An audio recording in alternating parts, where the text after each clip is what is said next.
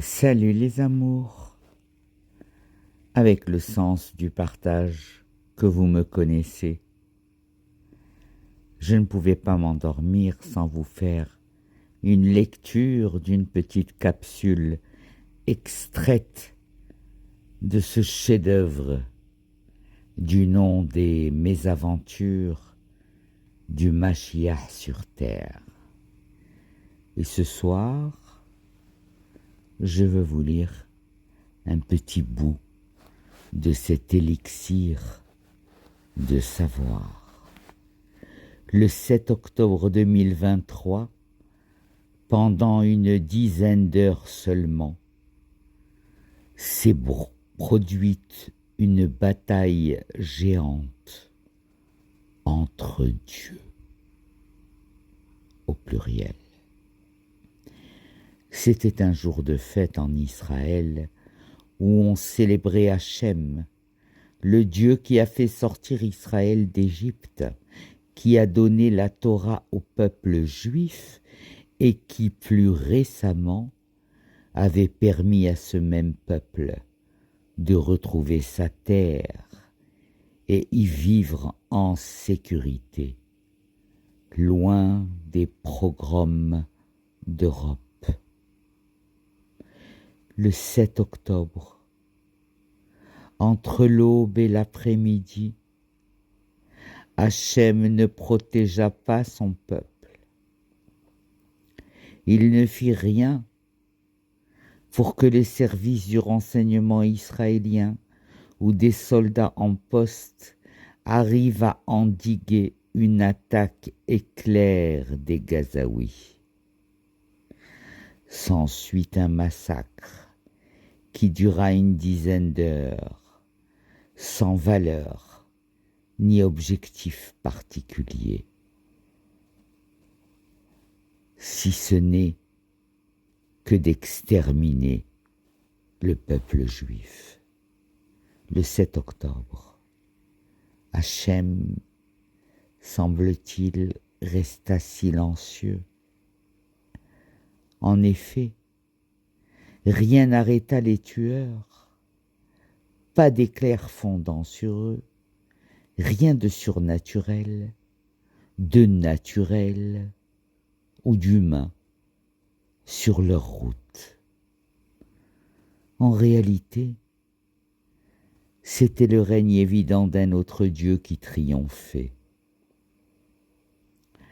Allah, au cri de son nom, affublé de Akbar, le grand, il inspirait, poussait, faisait tout réussir aux combattants dits palestiniens.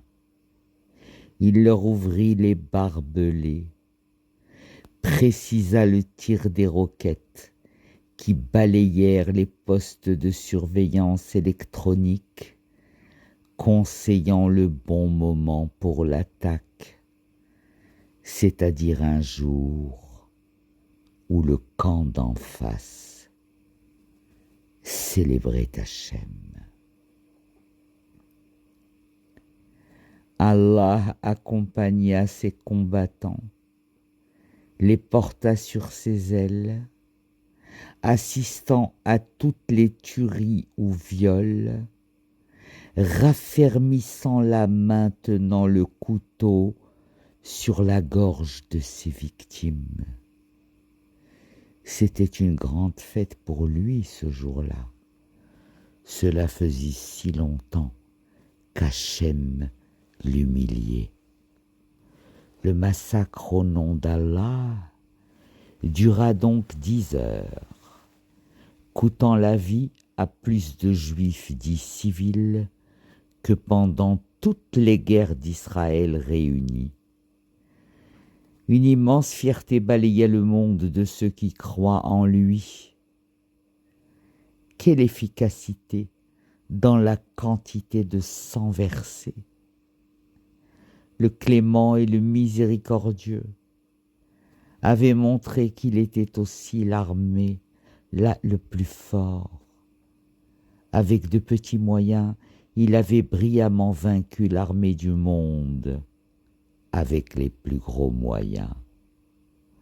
On voyait bien qui était Goliath et le David de cette bataille. Mais, las pour les combattants qui quelque part s'y attendaient un peu, Hachem se ressaisit.